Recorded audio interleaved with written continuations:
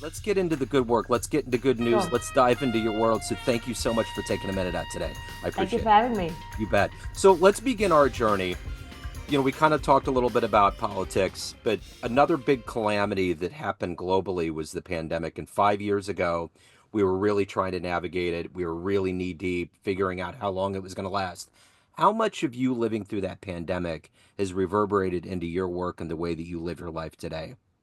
Well, a lot, Joe. I think what I find fascinating now is, how quick it's been forgotten about. We do a lot of events, we do a lot of public appearances, and it's been silenced a little bit now. If you go around, oh, don't mention the C word, but we've seen massive effects from COVID, positive and negative. There's people who me and Mike would go around the world and look around and go, where does people get all this money, right? Where they surviving and they're actually making it. And we were so curious.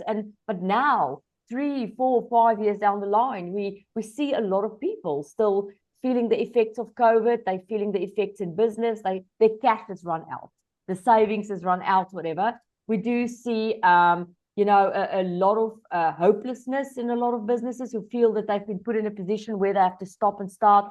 And in the same sentence, the most incredible mindsets, motivations, innovation, and revolution is coming out of it. So we're definitely still seeing the ripple effects of this worldwide. It's not gone away.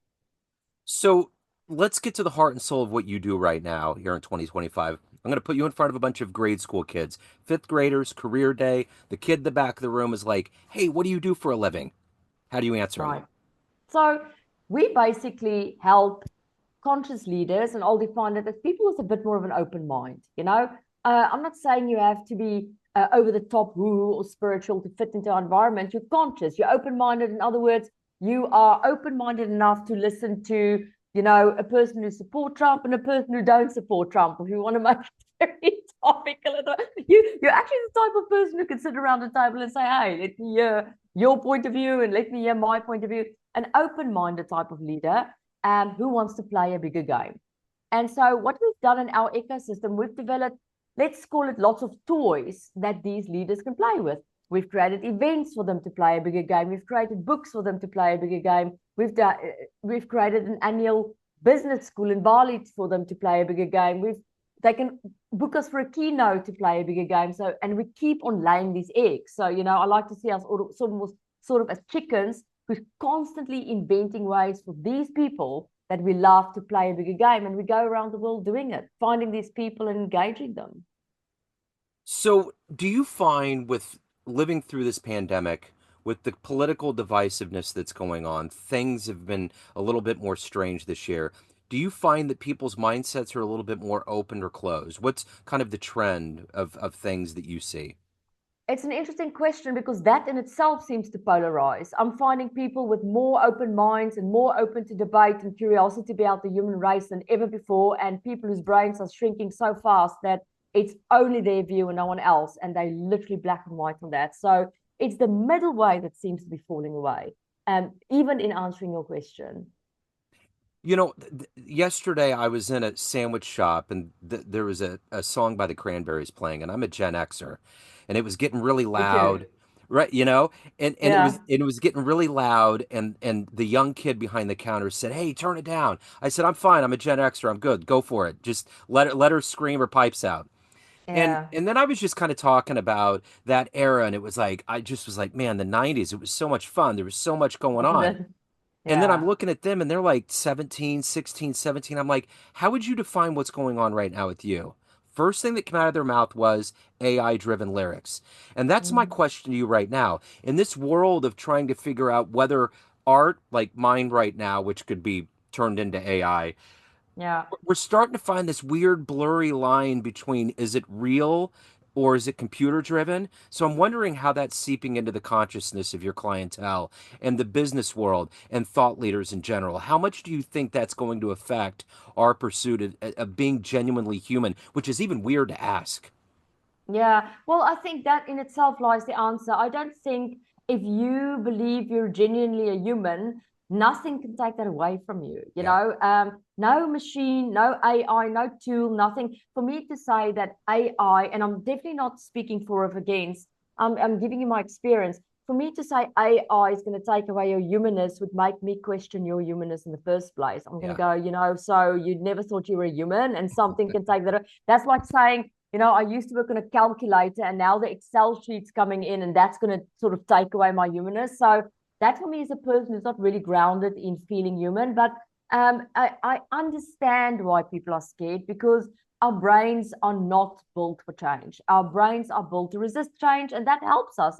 If our brains wasn't built to resist change, we wouldn't have been able to automate, and every single thing would have been a problem. So it's normal to resist change. But I think AI is going to have good things and AI is going to have bad things. And I'll give you an example. I've been sitting for years and years and trying to find out a formula for myself to be as healthy and energetic and in peak performance as possible on the road. No one can give me that formula. Everyone in that space can say to me, Landi, you have to prepare food and you have to do this and do that. Yeah, great. Go on the road for 8, 9 months and try and make that work if you're in restaurants, whining and dining people all the time. So for the first time, Joe, in months, I can go to AI, my body, and say to it, I am a 40-year-old woman who weigh this much. This is how tall I am. I am gluten insensitive. I don't want to spike my blood sugar because I want to be cool and chilled all the time. I do seem to have a bit of a IBS going on, and this, and this, and this, and this is my preference. And boop, Bob's your uncle. It spits out intelligence that I've not been able to find in 8 years of research. I mean, how can that be bad for a person who wants to be 100% human, who wants to have that type of problem sorted so that I can focus on my art? So, in answering your question, the thought leaders, they are polarizing as well. You get very staunch human people and very staunch AI people. But I think ultimately those two entities, because I think it's two different entities, will probably, like everything else, going to have to shake hands and work together. It's kind of like we were talking about before. All of these countries around the world are polarized when it comes to politics. So you're always Yeah. going to have this human side, this AI side. There's always this gray matter, this middle zone. Yeah, and to be honest with you, in the past few weeks, I've been doing a roadshow on some corporate speaking gigs, and it would be my husband coming up for 30 minutes, and then he would talk about conscious leadership, and then I would be coming up, and I'll be talking about peak performance. And the guy that they set up, the third one, is the guy that's been blind from birth, and he ends his keynote with, I am blind, what's your excuse? And I felt so crap. I thought that's really, we worry about all these things. What about not having your eyeballs and not able to see? So there's a real big problem. And he stood, in front of the audience in the financial services industry. And he said, guys, if it wasn't for AI as a blind person, I cannot tell you how limited my experiences would have been. He said, now for the first time, AI is at a point where he's got an app now as a blind person. He can point his phone to a piece of art, and AI explains to him the texture, the meaning, the symbolism, Wow. the person behind it. Now, suddenly I go, oh, why are we so limited in our belief system in the Uh-huh. tools, that's available? And, if you have eyes, then of course you have an opinion on AI, but if you don't, suddenly it becomes your best friend. Wow, what a great story. So let's take you back to the fifth grade. What did you want to be when you were a kid? What was your dream life? Well, I really wrote a lot of stories, short stories. I danced from a very young age, all sorts of dancing. So I just wanted to perform. I used to get my sister and her friends and put them sort of in theater and make them perform, and they hated me for that. So, so I did a lot of that, a lot of dancing, a lot of performance poetry. But then I got taken, into the world of corporate and business strategy and boardrooms and all of that. And I'll never regret going that route because it gave me a lot of skills. But as I'm getting older, I'm certainly starting to relive those dreams, about potentially going out there and creating more things and perform more, whether that's on stage in the form of a keynote or whether that's in front of my clients or whatever that means for future, whether it's shooting docos in future that inspire people. I'm definitely, my pendulum is starting to swing more towards the other way to see if I can't find an equilibrium. So I'm one of those people, Joe, who wants to do an experience and are curious about everything. I dig it. I am in the same boat. You know, Yeah. my 18, she's 19 now, but when my stepdaughter was 18. I had just turned, I recently had turned 50, and she was like, "What have you discovered about being on this planet this long?" And I realized that our life is like a carousel. We always have to come back to certain things, like you coming back Yeah, to creating and writing. It's like those are things that one way or another, whether it's a friendship or a family thing or something like that, one way or another, we're just on this big carousel and we come yeah. back. So no matter what we do, we're going to have to come back to it. I love it. You know, you can't, it feels to me, and you would maybe identify as an Xer, you know, it feels like from, because I'm turning 48 this year, it feels to me you spent your whole life until 48, 49, 50 to acquire the masks. And then when you hit that age, you spend all your time trying to get rid of the Wild. masks Yes. so that you can sort of remember again what you actually came here to do. So we are in a very interesting time. That's such a Gen X thing. It's totally true too. Yeah, So yeah. how did you acquire these skills of being in corporate and leading people, inspiring people, and also being a writer? Take me back to your childhood. What were the seeds that were planted that eventually evolved into who you are? You know, I was very lucky to have a father that used to sit me down from a very young age and do coaching sessions with me, 3 hours a month. So for 3 hours a month, we would stand in line, me and my brother and my sister, for our coaching session. And we would complain and we don't want to do it. And, you know, after that, there's lots of tears and crying and blah. But I tell you, it shaped my life, you know, it really, and he always wanted us to have an education and to study and whatever. And so he was adamant. So when I got to the point where I wanted to study, I had no idea what to do. You know, career counseling, I don't know if it was like that for you as well. It wasn't that good, you know, you didn't really have your options. So I went and studied the general degree.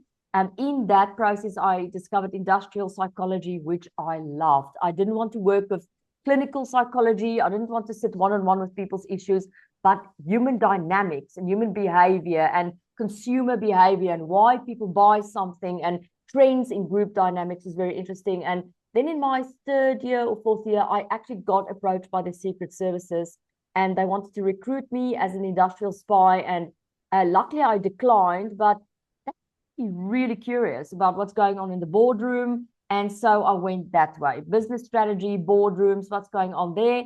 And then, you know, eventually I just went from corporate to becoming a consultant in Johannesburg, which is a circus. It's very much like New York. I find Joburg and New York very similar work ethic. So hard, fast, but super skills. You know, they don't hold bar. And so after being, you know, like everyone, you do your time almost in corporate, then you burn out, then you become an entrepreneur. It's the same story. I did that and did that for quite some time, running a consulting business. Met Mike Hancock, absolute love of my life. And then me and him just hit the world and started to find conscious leaders, people who want to play a bigger game, but also wants to make a profit and make a difference. You know, honestly, I think, Joe, you get to a point where you get bored and you just induce more and more experiences. And so the more I had these experiences, the more I was just inducing experiences. And so the world is my master. I learned from the world. And so I think my skills are acquired by exposing myself like a beast constantly to more countries, more cultures, more people, because the more I do that and the more I find out, the more I realize, look, I know absolutely nothing. And that turns me on. That's what I like. Yeah. That's always the amazing contradiction of doing that, of living that life, that Mm. nomadic existence, of seeing so much of the world. It's almost Yeah. like you revert to this place where you're like, I have no idea what's going on, Mm-mm, right? no, I don't. Yeah, and you know, I don't know if you're aware, but there's a song that Gilmore. What is the Gilmore guy from Pink Floyd? Oh yeah. Um, Dave Gilmore. Dave Gil. Yeah. Dave Gilmore. He and his daughter has brought out a song now, Between Two Points, I think it's called. But it's more the lyrics in that song that really, really got me. At one part in the song, because she's on a harp and she's got the voice of an angel, I really, you know, I would highly encourage you and your listeners to or viewers to go and listen to that song. But in that song, one of the lyrics is, "You right, I'm wrong."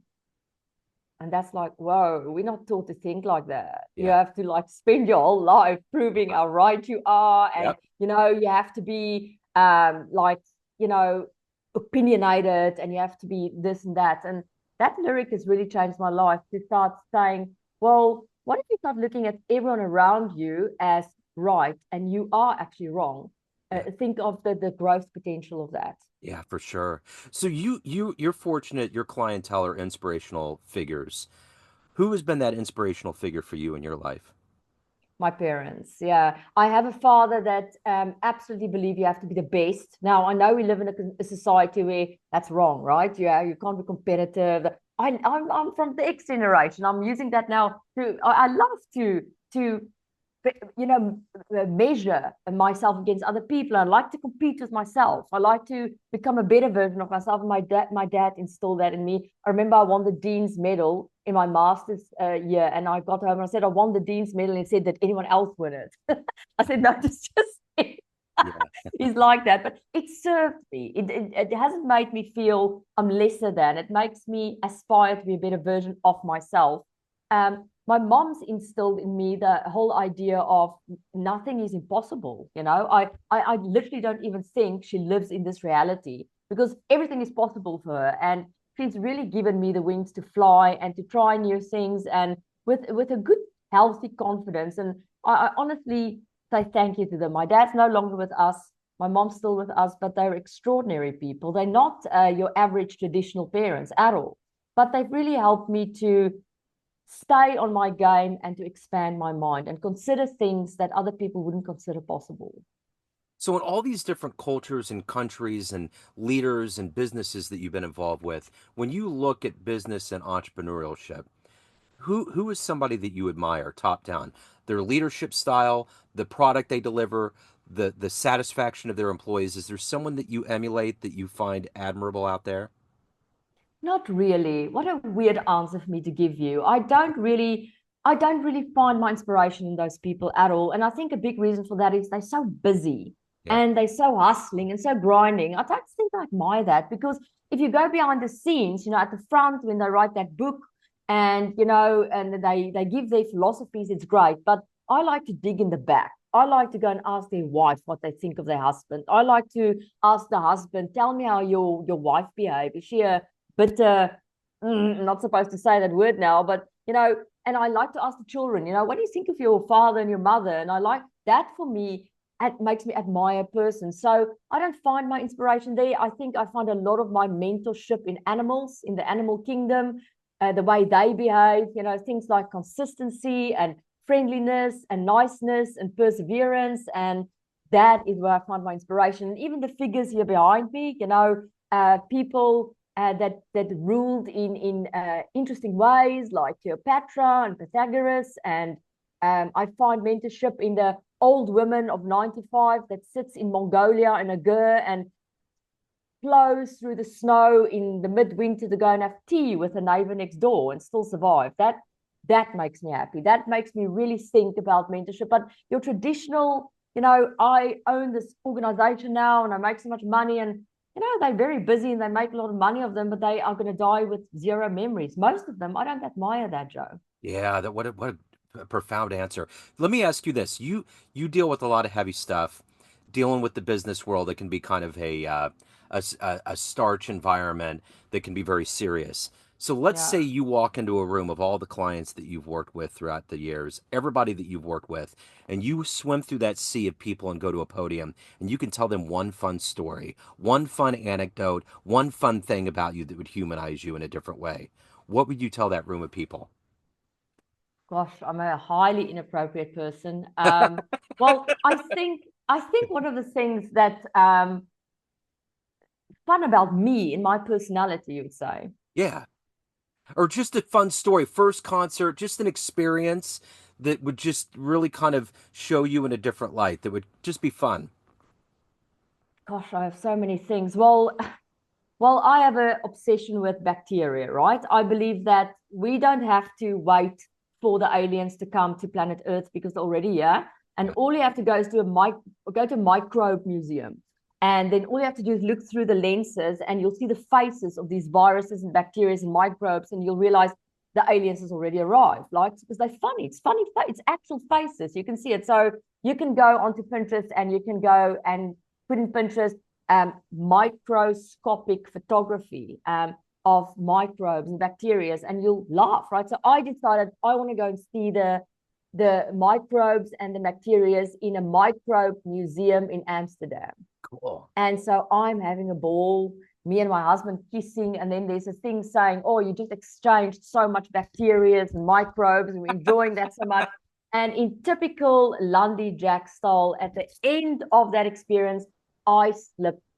Joe, I love my high heels. I've been on beaches in my high heels in Europe on the cobbles and high heels. So it's always a fight for me to get into flat shoes, even though I want to be into high heels. And so I'm trotting in this museum in my high heels and I slip and I cut my buttock open in the Microbe Museum of Amsterdam. So out of all the places where you can get a cut, it happens in the Microbe Museum. And me and my husband are running to try and patch that up. And so luckily I read somewhere that if you have an open wound and you're in a space where something can happen, you just need to get honey. So we got honey and we put it on there, but it was just a funny joke because we just Yeah. thought, like, out of all places in the world, I have to fall and slip and cut myself in the Microbe Museum. It was just funny. We have these experiences around the world and we just have so much fun with it. I also think in my heart, there's so many people out there. This is a different thing about me who wants to be good people and who want to change the world. Whereas in our relationship, I think I'm a bit more of the villain. I come from a family line of robbers, pirates, and spies. So if anyone who listens to this can ever recommend to me a villain school, I'll probably be the first to go. That's wonderful. So, of all of these adventures and all of these things that you've accomplished and evolved into, what are you the proudest of? I think I'm proud of my ability to try and love more and more and more. Yeah. And what a contradiction to what I just said now, but I want to love as much as I potentially can. And that's not easy because of, our egos and because of, wanting to have as much money as possible and because of being like hedonistic. I'm so hedonistic. I want to have so much more experiences and I want to eat all the food that's available in the world and I want to drink all the wine. I want to drink, mean every single person. But I do think I'm proud of my ability to check in with myself and my ability to love other people as much as I potentially can. So I guess it's always this fight between what you want and how you make the other person feel. So let's dig in a little further to that answer and ask you this. Everyone has a perception of you, family, friends, clients, everyone that knows you, but you run the show. What's your perception of you? Who do you think you are? I think I'm a magical being. And I think I'm a magical being because I refuse to do the adulting thing. I just couldn't have children all my life and not can't have children, didn't want to have children all my life because it's such a threat to my childlikeness. And I never wanted to settle and I never wanted to go into that space where I'm not talking about responsibility because I have no problem being responsible, but where I lose that magic, where I lose that ability to see, sit in a forest and think, what if there's fairies, or, go and get at the airport with my husband and go, no one knows us. We can like literally throw our names away now for as long as we want. And then we can come back and we can be the CEO and founder of the Circle of Excellence group of companies again and be conscious leaders. So I like that part about me. I like that stretching the boundaries and not wanting to lose that magic. I think if I do that, I'll be getting some sort of diagnosis and dying anyway. So let me ask you this. Of all the places that you've been to on this big planet of ours, what is one of the most unexpectedly magical places you visited? Mongolia. Yeah? The land of the shamans. So a lot of the people and shamans is known all over the world as many countries have their own shamans and their own indigenous people and their own wise people. But the Mongolians, the Mongols claim they had it first, and it is just incredible to land in Ulaanbaatar, the main city, and then get a sort of a 4x4 or a tour group there with usually 4 or 6 people, and then leave the city and there is nothing. There's nothing. There's no roads. There's nothing. You get on there. They have to make their own roads. Everything is wild. It's the only country in the world where you see wild horses run free. They literally wild. They just wild horses. You see birds of prey, and then you can drive for miles and miles and miles before you get onto a Gur camp. And then these people live completely in touch with nature. They're some of the few nomad cultures that's still on this planet. But to talk of those people Yeah. and we had to have a translator and to see the pureness of those people and to see what they eat and how they use yogurt for their skin. And it was phenomenal for me. It was phenomenal to have fires in the evening made from cow dung. And, I'm a girly girl. I like my nice clothes, my makeup, and my nails, whatever. But we got out of that tour. We were stinking so much and we were so living close to nature. And then it's just a sky full of stars with a cow dung fire. And I think that's where you really start to unravel. And I think in the well-being industry, we are taught you have to do this, you have to learn this. You learn to gain all the time. But in those experiences, you let go and you unravel, and this piece of you goes, and this piece of you, and then at some stage you sit with the stars and you, and there's nothing left. And I think that's where we really have a spiritual experience and get to know who we really are, good and bad. Yeah. I remember being in Europe during 9/11, and I went to Vernaz. I went to the poor man's Riviera. And I remember looking out at the Baltic and there was no Yeah, light. It was totally dark. yeah. And to see the stars and to feel that connection of being a human on this planet, just at a base level, a visceral level, there's nothing better than that. How incredible! And no AI can take that from you. No, that's human. Yeah, Absolutely. that's human. Yeah. Yes, uniquely human. So if anyone Yeah. wants to reach out, they have any questions, they want to learn more, any of the good business in your world, where do they go? Well, we are at the moment establishing a private members club around the world, and we're doing it just because in our time we've met ridiculously amazing people. And me and Mike are becoming very aware of the fact that we're getting older and these people are not getting to know each other, and it's an absolute crying shame. So we're building this. I've asked my designer to put it up in a left or right corner so I don't actually sit in front of it, but we're building this private members club around the world at the moment, and we putting area managers together at the moment. So if there's anyone listening here today and they want to actually start a Circle of Excellence networking group in their country, I would love for them to connect with me. And there's a great opportunity for them to be part of a bigger group of cool people. It's all about business. It's about connecting. It's about events. It's about open-mindedness. It's about everything. It's really just nice people. Then I would love for them to contact me on LinkedIn or I'm not on email. I've not been on email for 10 years. That's a different story. But they can connect with me on LinkedIn, Landi Jac, and I'll be happy to jump on a call and explore possibilities. Love it. What a wonderful, refreshing story. Thank you. Thank you for your energy. This is amazing. Thank you so much. I appreciate it. Joe, thank you for having me. Absolutely. Best of luck. Cheers. Bye. Hello, friends. Joe Dimino here. I just wanted to let you know that after 30 years or so, I have finally released my first book of poetry through the mighty Spartan Press here in Kansas City, Missouri. As the creator and host of both Neon Jazz Radio and the Famous Interviews with Joe Dimino podcast, along with being a visual artist, I'm ready to embark on a new adventure and want you to be a part of it. You can get a copy online via Barnes & Noble, Amazon, and actually on the streets in Kansas City at the great Prospero's bookstore off 39th Street.